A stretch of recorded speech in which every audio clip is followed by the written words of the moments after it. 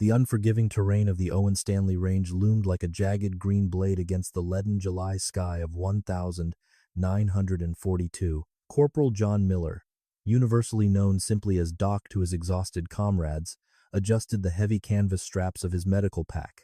He stood at the rugged entrance of the Kokoda Track, staring into the dense, suffocating canopy of the primordial rainforest. There was no glory waiting in that impenetrable darkness, only a brutal testament to human endurance. The oppressive humidity immediately clung to his uniform, acting as a suffocating second skin in this god-forsaken theater of war. Unlike the infantrymen trudging steadily beside him, Miller carried absolutely no weapons to defend himself against the unseen enemies lurking ahead. His only arsenal consisted of fragile glass vials of morphine, tightly rolled cotton bandages, iodine, and a collapsible canvas stretcher. He was a man marching directly into the merciless jaws of the advancing Japanese Imperial Army, armed with nothing but raw compassion and medical supplies. A young private whispered nervously, asking if they would make it out alive, to which Miller calmly replied that their only job right now was to keep moving forward without looking back. The track rapidly deteriorated into a treacherous ribbon of thick, sucking mud that aggressively gripped their heavy leather boots with every single step. Torrential equatorial rain began to violently lash down through the canopy, instantly transforming the narrow path into a rushing stream of brown sludge. Miller watched as strong men slipped and fell, their knees crashing painfully against concealed, jagged roots. The relentless downpour offered absolutely no relief from the sweltering heat, merely turning the jungle into a vast, steaming cauldron that aggressively drained the vital energy from every soldier marching toward the distant artillery echoes. Hours into the grueling ascent, they encountered the very first harrowing wave of casualties returning desperately from the chaotic front lines. Ghostly figures emerged from the dense mist, their tattered uniforms heavily stained with dark blood and caked in thick mud. Miller immediately dropped his heavy pack and rushed forward to assist a soldier limping heavily on a makeshift crutch. The injured man grabbed Miller's arm tightly and croaked through parched lips that the enemy was everywhere, hidden like phantoms in the thick vegetation, warning the medic that hell was patiently waiting for them just over the next ridge. Kneeling directly in the foul mud, Miller swiftly opened his worn medical kit to examine a deep shrapnel laceration on another passing soldier's thigh. His experienced hands moved with deliberate speed, efficiently packing the gaping wound with sterile gauze while completely ignoring the torrential rain pounding against his helmet. The raw scent of infection and copper blood mixed sickeningly with the pervasive odor of decaying jungle vegetation. Another medic shouted over the roaring rain, asking if they had enough supplies for everyone, and Miller simply nodded grimly, knowing perfectly well that their meager inventory would vanish within days. The arduous journey eventually brought them to the infamous natural obstacle that exhausted soldiers bitterly referred to as the Golden Stairs.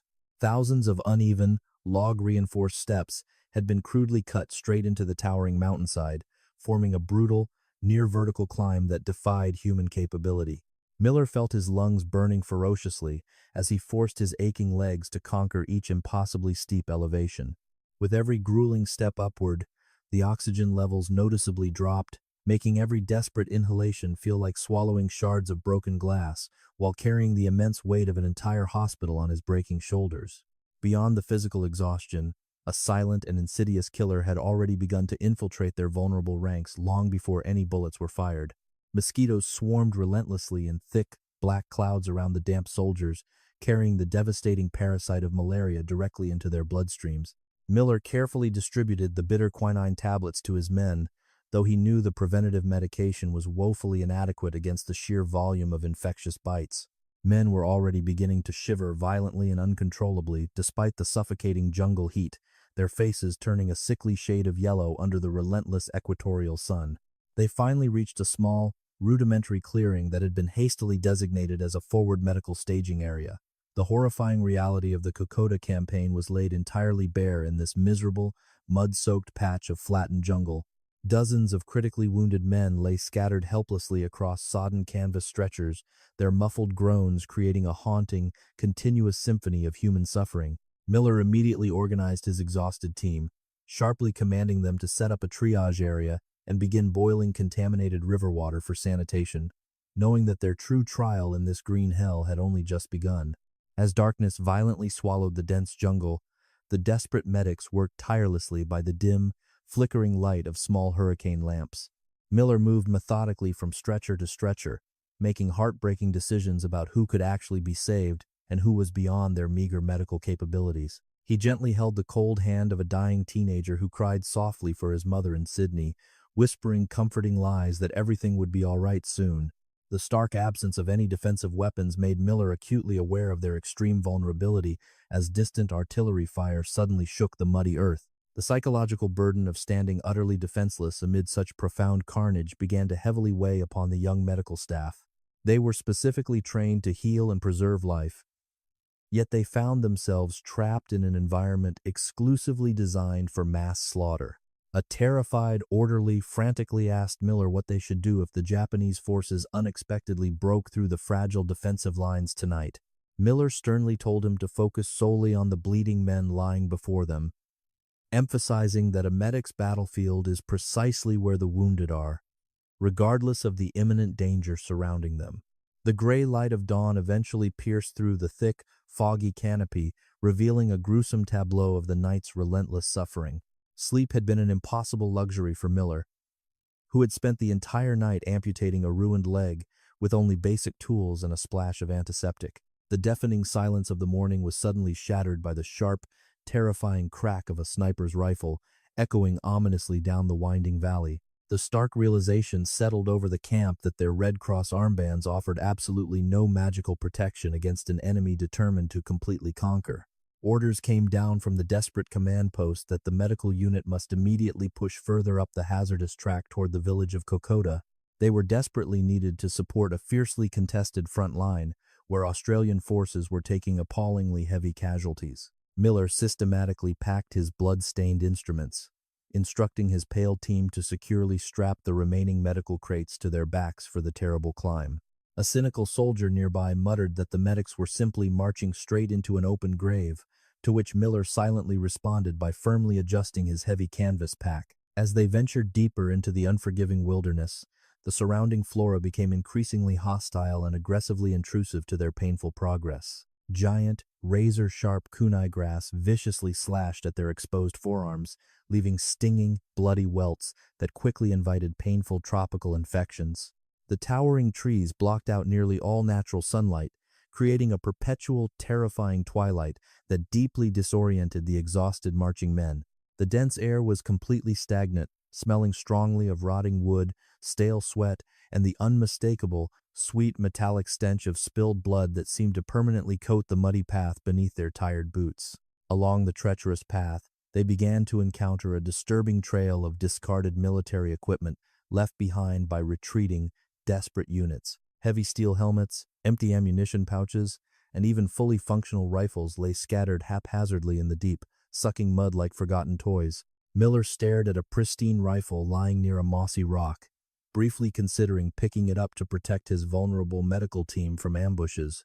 He ultimately stepped over the weapon without touching it, strictly reminding his men that their solemn oath was to heal the broken, not to inflict further mortal wounds.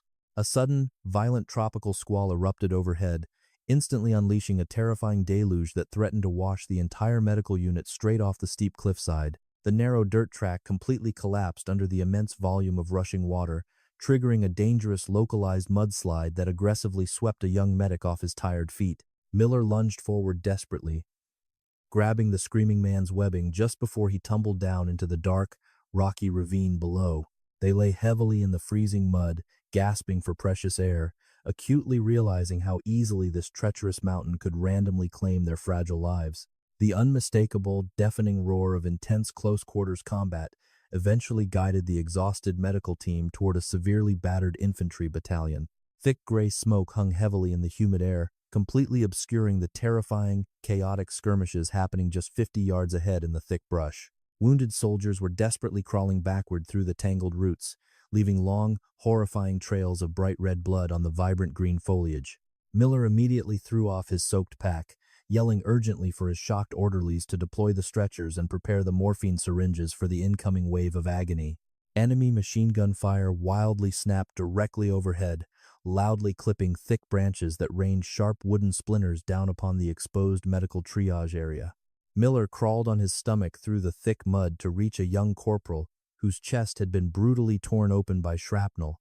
Working entirely by practiced touch while keeping his unhelmeted head pressed low, Miller frantically applied a thick pressure dressing to the bubbling, fatal wound. He loudly ordered a nearby, terrified private to help him drag the heavily bleeding man behind the temporary safety of a massive, rotting mahogany trunk. The sheer volume of devastating casualties quickly overwhelmed their limited supply of sturdy canvas stretchers within the first horrific hour of the engagement. Medics were desperately forced to improvise by aggressively hacking down thick bamboo poles and hurriedly weaving crude beds from damp, muddy uniforms. Miller watched helplessly as men with shattered femurs were agonizingly lifted onto these unstable, makeshift contraptions, screaming in blinding pain with every sudden jolt. A gritty sergeant angrily demanded more immediate morphine for his suffering squad, but Miller had to firmly deny him, strictly rationing the precious painkillers for urgent surgical cases. The daunting logistical nightmare of actually moving these shattered bodies back down the treacherous mountain pass seemed entirely impossible to the exhausted medics. It required 8 strong men constantly rotating positions just to carry a single heavy casualty over the impossibly steep, muddy ridges safely. Miller wiped a thick layer of bloody mud from his tired eyes, calculating the grim mathematics of survival that strongly favored the advancing Japanese forces. He quietly reassured a severely burned soldier that they would soon be heading home, masking his deep, terrifying uncertainty with a stoic, professionally calm demeanor.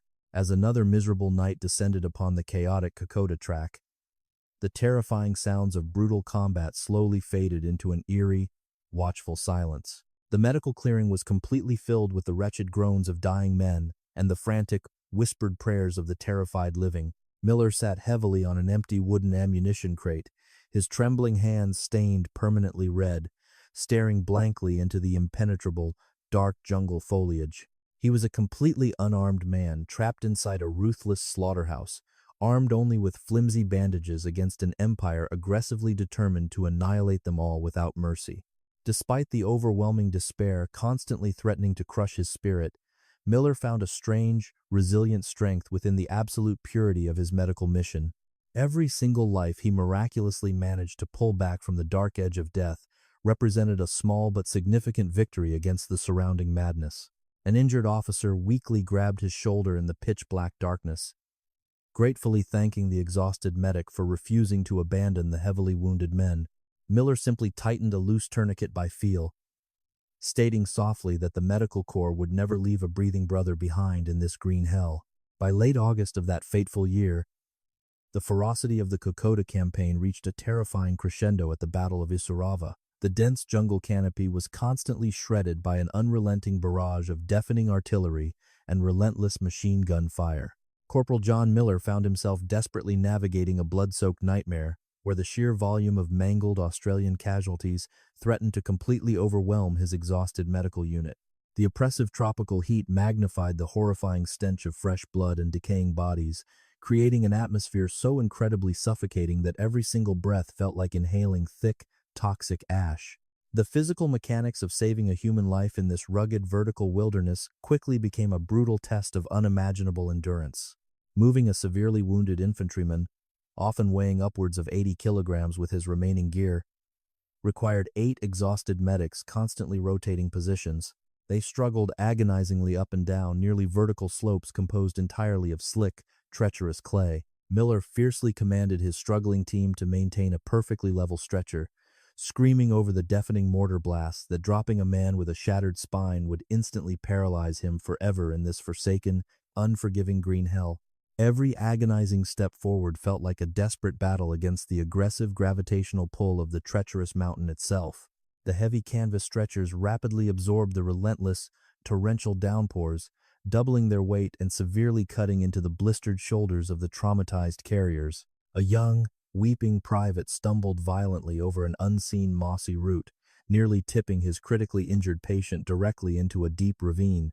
Miller instinctively lunged forward to stabilize the tilting wooden pole, sternly reminding the panicked young soldier that their own painful fatigue was entirely irrelevant compared to the dying man's desperate survival. The horrifying reality of field triage during the fierce Isurava engagement forced Miller to make impossibly cruel decisions on an hourly basis. His precious supply of morphine syrettes had dwindled to a terrifyingly low number, compelling him to listen to agonizing screams without offering chemical relief. He knelt beside a young lieutenant whose abdomen had been brutally torn open by a Japanese grenade. The officer tightly grabbed Miller's muddy collar, begging softly for a quick end to his immense suffering, but the medic simply applied another tight field dressing and whispered that they were going home. Just as the Australian medical unit reached the absolute breaking point of physical collapse, an unexpected salvation miraculously emerged from the dense jungle mist.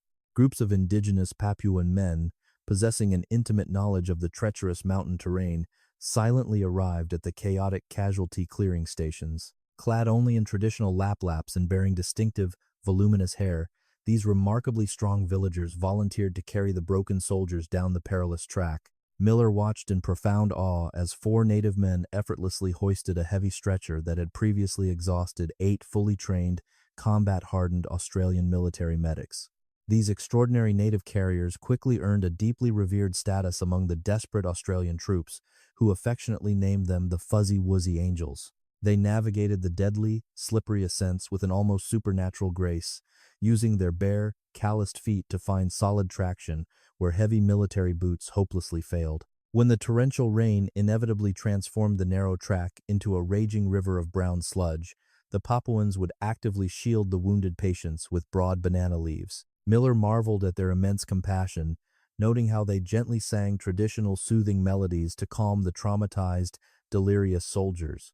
A powerful, unspoken bond of absolute trust quickly formed between the unarmed military medics and the dedicated civilian carriers amidst the relentless slaughter. Miller established a highly efficient relay system, focusing his exhausted team strictly on emergency trauma stabilization while entrusting the agonizing logistical transport entirely to the Papuan volunteers. A native leader named Oivi quietly approached Miller holding a critically wounded soldier, solemnly pointing to the man's pale, bloodless face. The medic immediately administered emergency saline, nodding deeply to the native carrier in silent, mutual recognition of the sacred responsibility they jointly shared today. The terrifying nights at the Isurava perimeter brought a completely different, purely psychological kind of profound, inescapable horror. The heavily entrenched Japanese forces actively employed brutal psychological warfare, loudly screaming terrifying insults and launching sudden, vicious nocturnal raids. Miller and his unarmed medics were forced to lie completely flat in the freezing mud, instinctively using their own vulnerable bodies to physically shield the helpless patients lying on the stretchers. A terrified medic urgently whispered a question about surrender, and Miller harshly replied that the enemy rarely took prisoners, meaning survival depended entirely on absolute silence. The aggressive jungle environment proved to be an enemy just as deadly as the incoming sniper fire and mortar shrapnel.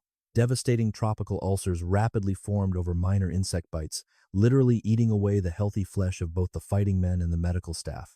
Miller constantly battled severe cases of dysentery that aggressively dehydrated the troops, transforming strong young men into frail, skeletal ghosts within mere days. He furiously boiled river water in blackened steel helmets, desperately trying to maintain some basic level of hygiene in a miserable camp entirely surrounded by rotting corpses and deep mud.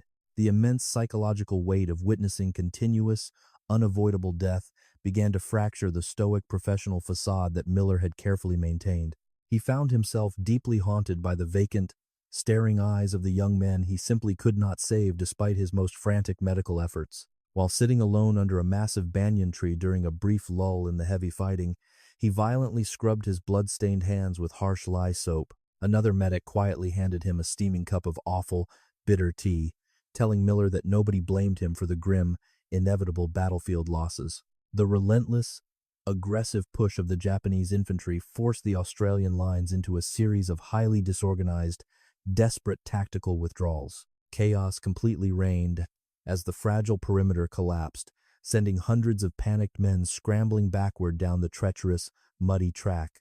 Miller fiercely stood his ground at the casualty collection point, aggressively ordering, retreating, uninjured soldiers to grab one side of a loaded stretcher immediately. He firmly blocked the narrow jungle path with his own body, shouting clearly that any man running away empty-handed would have to look him directly in the eyes while doing so. The remarkable courage of the Papuan carriers became undeniably evident during these chaotic, highly dangerous tactical retreats under heavy enemy fire. While many exhausted soldiers panicked and dropped their heavy equipment to run faster, the native volunteers absolutely refused to abandon their wounded human cargo. Miller watched in deep admiration as a group of unarmed Papuans methodically carried a severely bleeding sergeant across a highly exposed, bullet-swept ridge. Even when dangerous mortar shells violently exploded dangerously close to their precarious position, the native men simply lowered their bodies to protect the stretcher without breaking their stride. Amidst the terrifying noise and immense destruction, moments of profound humanity starkly illuminated the darkest corners of the grueling Kokoda campaign. Miller witnessed a young Papuan carrier carefully feeding a spoonful of precious, scavenged condensed milk to a blinded, heavily bandaged Australian corporal. The wounded man blindly reached out, his trembling fingers gently touching the native carrier's face in a gesture of pure, overwhelming gratitude. Miller quickly wiped away a surprising, unexpected tear mixing with the heavy rain on his face, realizing that true, undeniable heroism often carried no weapons and wore no official military uniform. The sheer physical devastation inflicted upon the Papuan carriers was a tragic, undeniable reality that deeply troubled the Australian medical staff. The heavy wooden stretcher poles aggressively rubbed the skin completely off the natives' muscular shoulders, creating deep, painful, open wounds that quickly became infected in the damp heat. Miller insisted on routinely stopping the grueling convoys to personally clean and tightly bandage the severe injuries of the dedicated Indigenous volunteers. He firmly told a complaining Australian officer that these native men were the only reason any wounded soldier possessed a fighting chance to see home again. As August finally drew to a miserable, bloody close, the strategic situation along the mountainous track deteriorated into a complete, unmitigated disaster. Orders for a general, massive withdrawal further back toward the distant coast were officially issued to all remaining functional military units. Miller methodically checked his severely depleted medical kits, his mind constantly calculating the terrifying logistics of moving hundreds of immobilized men through hostile territory. He firmly strapped his heavy pack onto his tired shoulders, looking at the long line of stretchers, completely ready to march back into the deadly, waiting abyss tomorrow. The daunting reality of abandoning the hard-fought Isurava battlefield weighed heavily on the collective conscience of the exhausted medical personnel. Leaving behind the hastily dug, shallow graves of their fallen comrades felt like a terrible, unforgivable betrayal to the men who had fought so bravely. Miller paused for a brief, solemn moment near a crude wooden cross, whispering a quiet, heartfelt promise that their immense, ultimate sacrifice would never be forgotten. He then turned resolutely back toward the brutal, muddy trail, fully understanding that the true, agonizing test of their survival had only just started. September 1942 arrived with a chilling realization that the Australian forces had to execute a desperate tactical retreat along the treacherous Kokoda Track. Corporal John Miller and his exhausted medical team were now tasked with the seemingly impossible mission of evacuating hundreds of severely wounded soldiers. The dense jungle, previously a suffocating prison, now became a terrifying gauntlet filled with unseen Japanese snipers and devastating mortar fire. Miller fiercely gripped the wooden handles of a heavily blood-stained stretcher, commanding his weary men to keep their heads down as a sharp bullet violently shattered a nearby mahogany branch. The perilous journey backward required the medical orderlies to navigate through an intense, relentless crossfire that indiscriminately targeted the helpless casualties. The narrow, muddy trail was completely exposed to the elevated ridges, where the enemy marksmen patiently waited for any sign of movement. Miller watched in sheer horror as a young, unarmed medic walking just 10 yards ahead was abruptly struck down by a hidden sniper. He immediately crawled forward through the deep, stinking mud, desperately dragging the bleeding boy behind a large, rotting log while angrily shouting for covering fire from the retreating infantry squad. The horrifying reality of their desperate situation became glaringly obvious as the sheer volume of incoming artillery shells intensified dramatically. Every explosive impact violently shook the very foundations of the ancient mountain, sending razor-sharp wooden splinters flying aggressively through the humid air. Miller realized that the traditional rules of warfare had been completely abandoned by an enemy who deliberately targeted the clearly marked Red Cross armbands. He sternly instructed his terrified team to immediately smear thick, dark mud over their bright insignias, whispering harshly that their only priority was to survive the treacherous valley alive today.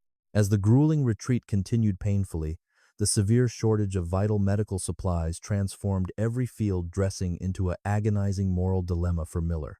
He carried only a handful of sterile bandages and absolutely no remaining morphine to ease the unimaginable suffering of the mangled men. A deeply wounded sergeant heavily gripped Miller's dirty wrist, desperately pleading for something to dull the immense, blinding pain radiating from his shattered legs.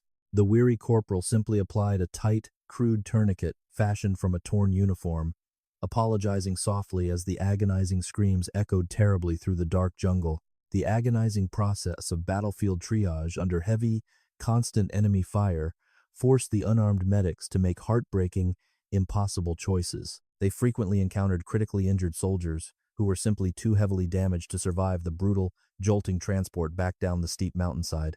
Miller knelt beside a dying, pale infantryman whose chest was completely ruined, gently holding his cold hand while the surrounding battle raged fiercely. He firmly ordered his weeping orderlies to immediately move on to the next salvageable casualty, stating coldly that they could not afford to waste precious time on the already lost. The absolute vulnerability of the slow-moving stretcher parties made them incredibly easy targets for the rapidly advancing Japanese infantry patrols. Whenever the terrifying hiss of incoming mortar fire echoed through the dense canopy, the medics instinctively threw themselves directly over their helpless, wounded patients. Miller felt the immense, terrifying, concussive force of an explosion completely lift his body off the muddy ground, his ears ringing loudly as hot shrapnel tore through his heavy canvas pack. He quickly checked the terrified, immobilized soldier beneath him, smiling grimly and saying that they had narrowly cheated death once again. The sheer physical exhaustion experienced by the retreating medics was profoundly exacerbated by the terrifying lack of sleep and adequate nutrition. Their daily rations consisted solely of hard, molded biscuits and whatever muddy river water they could hastily boil in their blackened steel helmets. Miller's vision constantly blurred from the severe dehydration and the suffocating tropical heat that aggressively trapped the heavy stench of death. A younger medic completely collapsed onto the slick, treacherous trail, sobbing uncontrollably that he could not take another step. But Miller forcefully pulled him upright, demanding he remember the bleeding men. The crucial, life-saving presence of the dedicated Papuan carriers became even more deeply vital during this terrifying, disorganized tactical withdrawal. These incredibly brave native volunteers repeatedly exposed themselves to deadly sniper fire simply to ensure the wounded Australians were not left behind for the enemy. Miller watched in profound awe as two unarmed Papuans methodically carried a heavy stretcher across a dangerously exposed, highly contested river crossing. He loudly ordered an uninjured Australian corporal to help them stabilize the precarious load, fiercely reminding the soldier that these incredible native men were single-handedly saving their entire army. The devastating psychological toll of constantly running away from a victorious, aggressive enemy deeply demoralized the surviving, battered Australian infantrymen. The terrifying realization that they were steadily losing ground cast a heavy, suffocating shadow of despair over the miserable, chaotic casualty clearing stations. Miller firmly refused to allow this dark pessimism to entirely infect his exhausted medical unit, aggressively maintaining a stern, highly disciplined professional demeanor. He sharply reprimanded a panicking private who suggested abandoning the heavier stretchers, stating loudly that their solemn medical oath absolutely did not expire simply because they were currently losing the battle.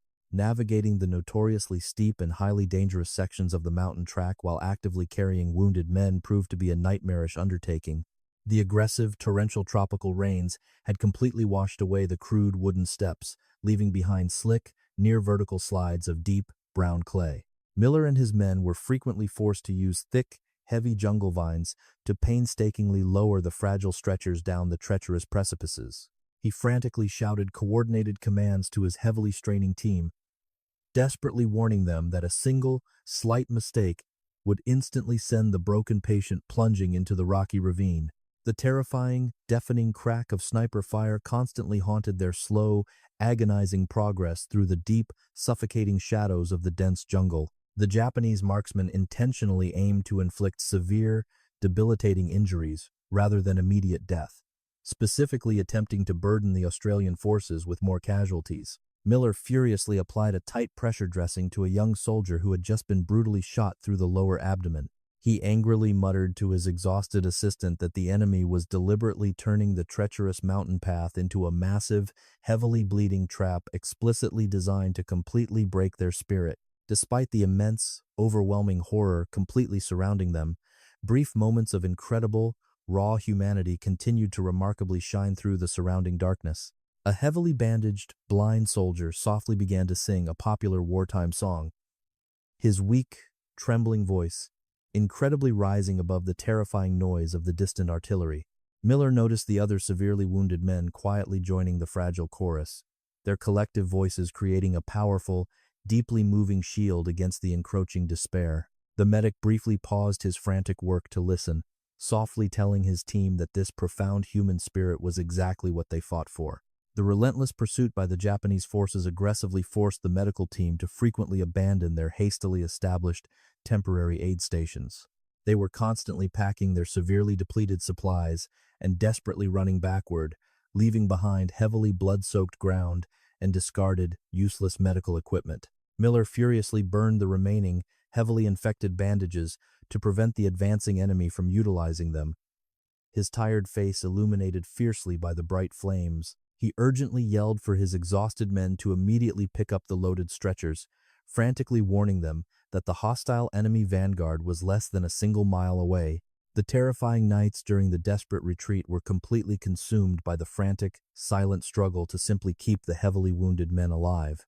Without any proper illumination, the unarmed medics were entirely forced to rely on their practiced touch to locate severe bleeding and apply tight, life-saving bandages.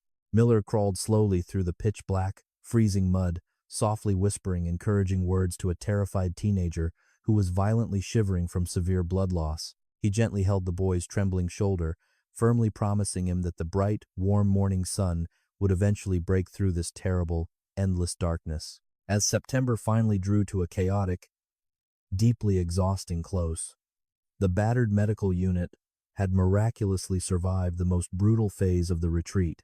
Their heavily soiled uniforms hung completely in ragged shreds, and their hollow, exhausted eyes fully reflected the unimaginable horrors they had intimately witnessed. Miller stood silently at the muddy edge of a new, highly vulnerable defensive perimeter, carefully counting the precious stretchers that had successfully made it through the deadly crossfire. He heavily wiped the thick grime from his tired face, silently preparing his broken team for the terrifying, inevitable battles still ahead. Early October brought a chilling new phase to the brutal Kokoda campaign as the torrential rains intensified. Corporal John Miller found himself completely separated from the main Australian defensive line following a devastating Japanese ambush.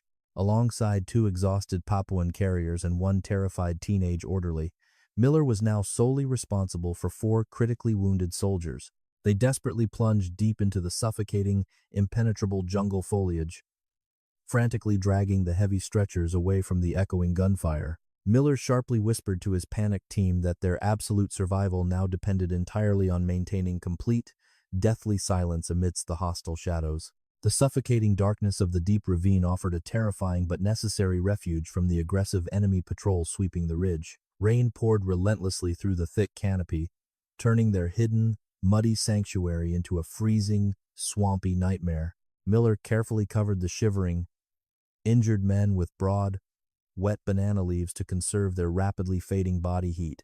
The young orderly nervously asked how long they would have to hide in this dark, miserable abyss without any defensive weapons. Miller firmly replied that they would remain buried in the mud until the heavily armed enemy forces completely bypassed their precarious position. A terrifying reality suddenly emerged when one of the critically wounded soldiers began to hemorrhage profusely from a severe leg laceration. In the pitch-black darkness, Miller entirely relied on his highly sensitive touch to locate the heavily bleeding severed artery. He possessed absolutely no anesthetic and only a single, soiled field dressing left in his rapidly depleting medical pack. He urgently commanded the 2 sturdy Papuan carriers to physically pin the thrashing soldier down onto the muddy stretcher. Miller harshly whispered into the agonizingly screaming man's ear, demanding that he bite down fiercely on a thick wooden stick immediately. The gruesome field surgery had to be performed with an agonizingly slow precision to avoid making any loud, compromising noises. Miller used a small sterile clamp to aggressively pinch the slippery, pulsating blood vessels shut, his own hands trembling violently from sheer adrenaline. The injured soldier convulsed wildly against the native carriers, his muffled, terrifying groans barely masked by the heavy, continuous tropical downpour overhead. The young orderly sobbed quietly in the terrible darkness, unable to effectively assist as the metallic smell of fresh blood completely overwhelmed the small, hidden jungle clearing. Suddenly, the distinct, terrifying sounds of heavily booted footsteps and sharp Japanese commands echoed directly above their precarious hiding spot. The enemy patrol was aggressively sweeping the upper ridgeline, methodically searching for straggling Australian survivors in the thick, wet brush. Miller immediately froze, tightly covering the wounded soldier's mouth with his heavily stained hand to violently stifle any accidental, fatal sound. He locked his frightened eyes with the two completely silent Papuan carriers, mutually understanding that a single, suppressed cough would instantly bring down a devastating shower of sharp bayonets upon them all. For an agonizing hour, the completely defenseless medical team lay perfectly motionless in the freezing, deep mud of the dark ravine. The intense psychological torture of listening to the hostile enemy soldiers conversing just yards away threatened to completely break their fragile sanity. The torrential rain miraculously served as a crucial acoustic shield, heavily drowning out the shallow, ragged breathing of the four critically injured men. The terrified orderly slowly reached for his empty belt out of pure panicked instinct, but Miller violently grabbed his wrist, fiercely shaking his head in absolute silent warning. As the immediate threat of the Japanese patrol gradually faded into the distant jungle, a new, equally terrifying crisis rapidly unfolded. One of the severe head trauma patients began to desperately thrash about in a state of wild, dangerous delirium. He loudly babbled about seeing his beautiful childhood home, his highly uncoordinated movements threatening to forcefully dislodge his complex, life-saving bandages. Miller threw his entire body weight heavily across the delirious man's chest, urgently whispering soothing, fabricated promises about their impending rescue while desperately struggling to maintain the fragile, critical silence of their hidden camp. The punishing cold of the high-altitude night viciously attacked the men, rapidly accelerating the dangerous onset of severe shock in the wounded. The two dedicated Papuan carriers demonstrated an incredible act of profound, selfless humanity by completely removing their own minimal clothing. They gently wrapped their relatively warm, dry laps tightly around the violently shivering Australian soldiers, choosing to endure the freezing rain themselves. Miller deeply thanked the native men with a heavy, silent nod, fully recognizing that this extraordinary compassion was the only thing standing between these broken soldiers and certain, freezing death. Exhaustion threatened to violently pull Miller into a deep, dangerous state of unconsciousness, his battered body screaming for simple, peaceful rest. He purposefully bit the delicate inside of his own cheek until he distinctly tasted warm, metallic blood, forcefully using the sharp pain to remain violently awake. He understood perfectly that if he fell asleep now, the fragile thread connecting his severely wounded patients to life would instantly snap. The young, terrified orderly softly asked if God had completely abandoned them here, to which Miller bluntly replied that God was busy elsewhere tonight. Around midnight, the devastating lack of advanced medical equipment forced Miller to witness a tragedy he simply could not prevent. The young soldier with the severely shattered chest finally succumbed to his massive internal injuries, taking his last, heavily rattling breath in the dark. Miller kept his trembling hand gently pressed against the boy's cold neck, waiting agonizingly for a pulse that would never return. He firmly ordered the crying orderly to quietly cover the dead boy's pale face, stating harshly that they must now fiercely concentrate their remaining energy solely on the living. The suffocating darkness seemed to stretch into an absolute eternity, heavily amplifying the terrifying, distant sounds of major artillery barrages down the valley. Miller repeatedly checked the crude tourniquet he had fiercely applied earlier, carefully loosening it slightly to desperately prevent irreversible tissue death in the soldier's leg. Every single medical calculation had to be performed entirely blindly, relying strictly on his extensive battlefield experience and highly tuned intuition. A wounded corporal weakly whispered his deep gratitude for the medic's relentless effort, but Miller strictly told him to save his fading breath for the difficult morning climb. As the excruciating hours slowly dragged on, the desperate need for fresh, uncontaminated drinking water became an absolute, critical emergency for the feverish men. The stagnant, muddy puddle near their hiding spot was heavily infested with deadly tropical parasites and smelled strongly of rotting jungle vegetation. Miller bravely crawled a few highly dangerous yards outside their concealed perimeter, meticulously collecting clean, pure rainwater, falling heavily from broad palm leaves into his steel helmet. He carefully returned and methodically spoon-fed the precious liquid to the dehydrated soldiers, harshly warning the eager orderly not to spill a single drop. The profound psychological isolation of their terrifying situation severely tested the fundamental core of Miller's professional military discipline. Surrounded entirely by immense suffering and hostile forces, he briefly entertained the dark, fleeting thought of simply surrendering to the inevitable morning patrols. He quickly banished this dangerous weakness, tightly gripping the cold, muddy handle of the wooden stretcher to ground his violently racing thoughts in harsh reality. A native carrier gently touched his trembling arm, pointing silently upward toward the dark canopy, softly indicating that the brutal, endless night was finally beginning to significantly break. The first pale, grayish light of dawn slowly penetrated the dense jungle foliage, revealing the horrific, muddy aftermath of their terrifying night. The 3 surviving wounded soldiers were deathly pale, their heavy bandages completely soaked through with dark, clotted blood and filthy mountain mud. Miller surveyed his small, exhausted team, noting the profound, hollow exhaustion deeply etched into the dirty faces of the young, orderly, and the Papuan carriers. He firmly checked the steep, treacherous path leading back toward the main Australian lines, silently praying that the hostile enemy vanguard had completely moved further down the ridge. The incredibly dangerous task of quietly lifting the heavy wooden stretchers began with extreme, methodical caution to prevent any sudden, painful cries. The severely depleted group strained violently against the slick, treacherous mud, their exhausted muscles screaming in pure agony under the immense physical weight. Miller fiercely took the absolute heaviest corner of the lead stretcher, loudly demanding that the orderly focus strictly on his precise footwork. He whispered a final, stern command to the exhausted carriers, stating firmly that they were going to march straight out of this terrible abyss right now. Carefully, step by grueling step, the vulnerable medical unit slowly ascended the impossibly steep, heavily forested slope away from their dark hiding place. Every snapping twig sounded like a massive, terrifying gunshot to their highly stressed, completely frayed nerves as they constantly scanned the dense green foliage. Miller kept a close, desperate eye on the heavily bleeding patient, knowing that the intense physical exertion of the rough transport could instantly trigger another fatal hemorrhage. He quietly told the terrified young orderly that survival today was simply a matter of enduring exactly one more painful step forward. Their incredibly perilous journey upward eventually brought them to a heavily overgrown, completely abandoned defensive position overlooking the vast, mist-covered mountain valley. Discarded Australian ammunition boxes and deep, empty foxholes provided a stark, terrifying reminder of the chaotic, desperate retreat that had completely stranded them here. Miller desperately searched the muddy trenches for any discarded medical supplies, miraculously finding a single, highly treasured tin of clean sulfa powder.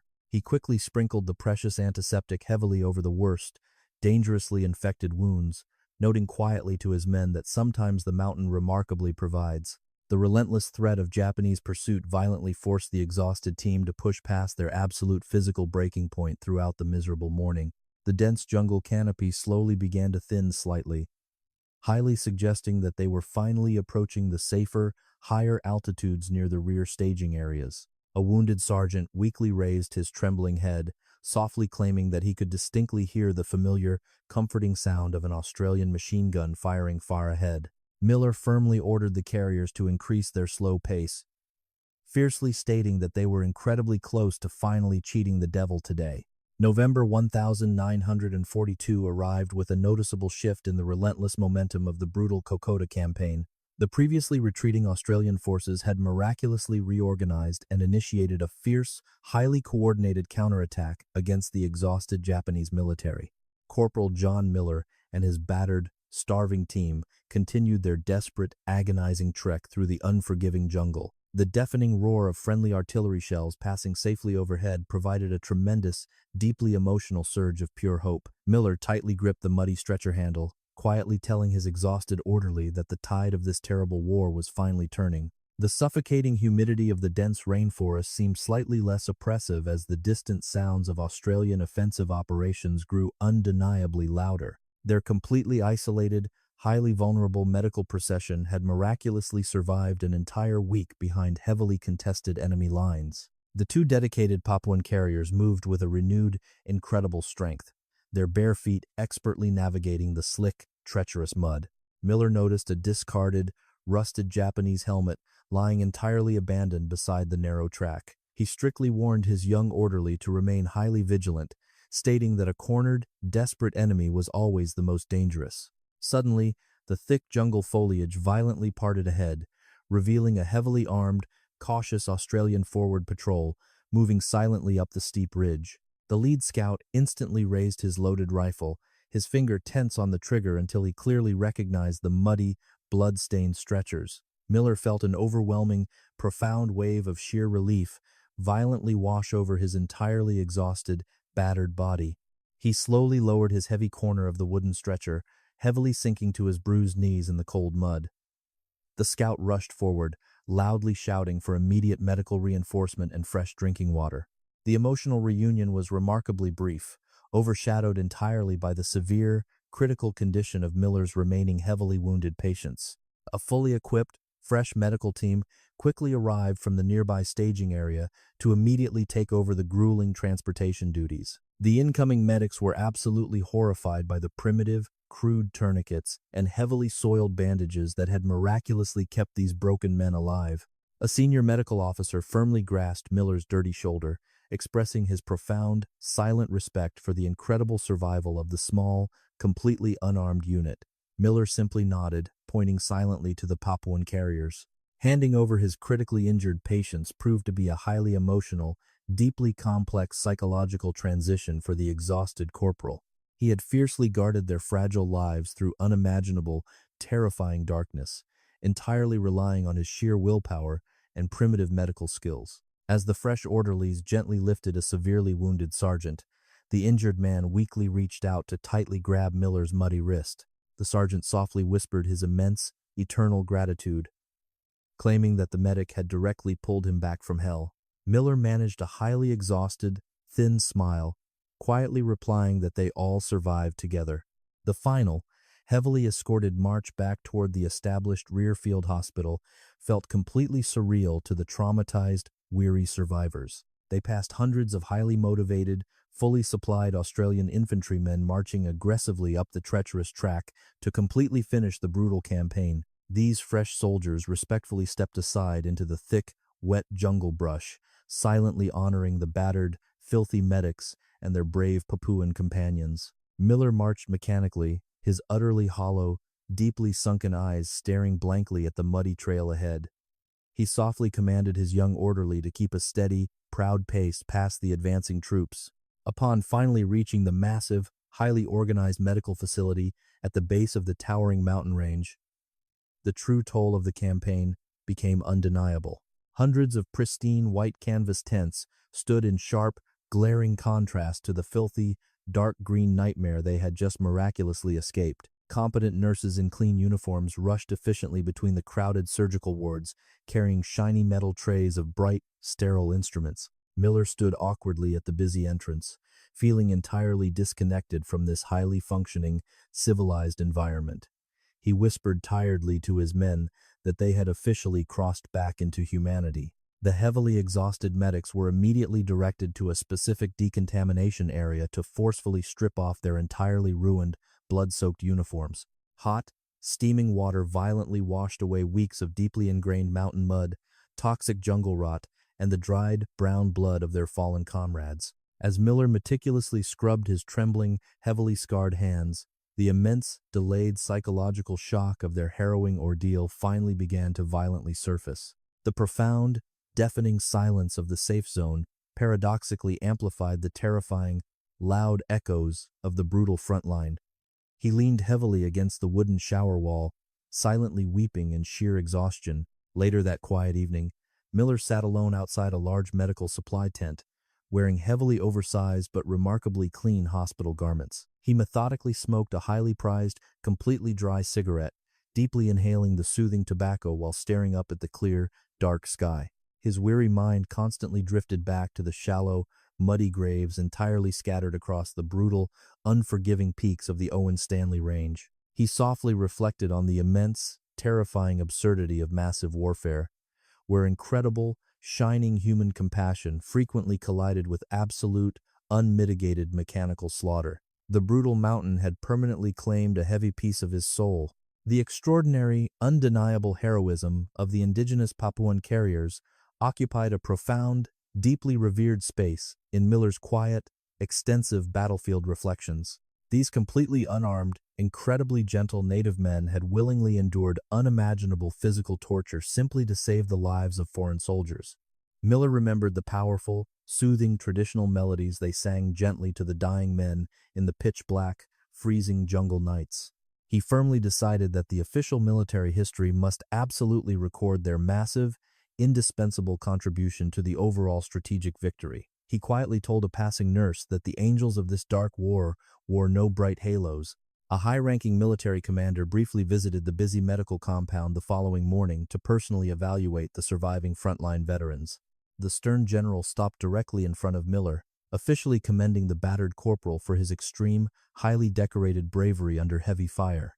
Miller respectfully stood at rigid attention, firmly stating that his dedicated medical team entirely deserved any official military recognition being offered today. He clearly emphasized that carrying a heavy, loaded stretcher through a deadly sniper crossfire required a completely different, remarkably pure kind of sheer battlefield courage. The general nodded slowly, profoundly understanding the medic's solemn truth. As the successful Australian counteroffensive rapidly pushed the remaining Japanese forces entirely off the rugged mountain, the frantic casualty rate slowly decreased. The heavily overworked surgical staff finally experienced brief, highly treasured moments of calm within the massive, sterile canvas hospital tents. Miller spent his mandatory recovery period quietly organizing the newly arrived, pristine medical supplies, meticulously checking every single delicate glass morphine vial. He strictly instructed the fresh, incoming medical recruits on the vital, absolute importance of extreme supply rationing. He harshly warned them that the brutal jungle environment would aggressively punish any slight, careless logistical mistake. The remarkable survival of the young, initially terrified orderly, served as a powerful, living testament to Miller's highly effective, strict leadership. The boy had completely transformed from a panicking, deeply frightened recruit into a highly capable, fiercely dedicated field medic during their terrible isolation. Miller watched with immense, quiet pride as the young man skillfully changed a complex, heavily infected surgical dressing with extreme professional confidence. He gently patted the boy's shoulder, softly stating that he was completely ready to successfully lead his own stretcher team back up the mountain. The young orderly smiled brightly, thanking his mentor deeply. The transition from a desperate, heavily hunted survivor back into a functioning member of a massive military machine required highly complicated mental adjustments. Miller frequently found himself aggressively hoarding small, seemingly insignificant items like sterile cotton swabs and tiny glass iodine bottles. The severe, prolonged trauma of having absolutely nothing while completely surrounded by massive, devastating casualties heavily dictated his strange, newly acquired psychological habits. A senior hospital psychiatrist gently suggested that Miller needed extensive rest away from any medical duties. Miller politely refused, firmly stating that idle hands would only invite the dark jungle ghosts back into his mind. During his extended shifts in the heavily crowded recovery wards, Miller dedicated significant time to speaking softly with the severely amputated, deeply depressed veterans. He used his profound, intimate understanding of their horrific frontline experiences to establish a highly unique, purely unbreakable trust with the broken soldiers. He would frequently sit beside a newly blinded infantryman, vividly describing the beautiful, bright Australian beaches waiting for them at home. He strictly forbade any deep, dark discussions regarding the terrible mountain mud, fiercely forcing the recovering patients to focus entirely on their upcoming, peaceful civilian futures. News of the highly successful, continuous Australian military advances slowly filtered back into the busy, massive field hospital through excited, scattered radio reports. The heavily fortified Japanese stronghold at Buna was currently facing an absolutely massive, completely overwhelming Allied siege by fresh, heavily armed infantry battalions. Miller listened to the violent, chaotic battle reports with a deeply strange, highly conflicted sense of pure, absolute emotional detachment.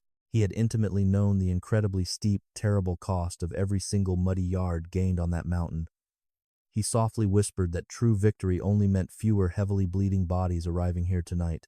The deep, unbreakable bond formed tightly between the Australian medical orderlies and the incredibly brave Papuan carriers was officially recognized in a small ceremony. Miller stood proudly alongside the completely silent, deeply dignified native volunteers as a high-ranking Australian general personally distributed official shiny bronze medals. The native carrier named Oivi, who had directly helped Miller perform the brutal, dark field surgery, gently accepted the small, metallic token. Miller fiercely shook Oivi's heavily calloused, strong hand, stating loudly for everyone to hear that the Australian Army absolutely owed its entire existence to these magnificent, unarmed jungle angels. Eventually, official orders arrived directing Miller and his surviving unit to board a large transport ship heading back to the Australian mainland. The prospect of finally leaving the highly toxic, deeply traumatizing tropical island generated a complex, conflicting mixture of pure relief and profound guilt.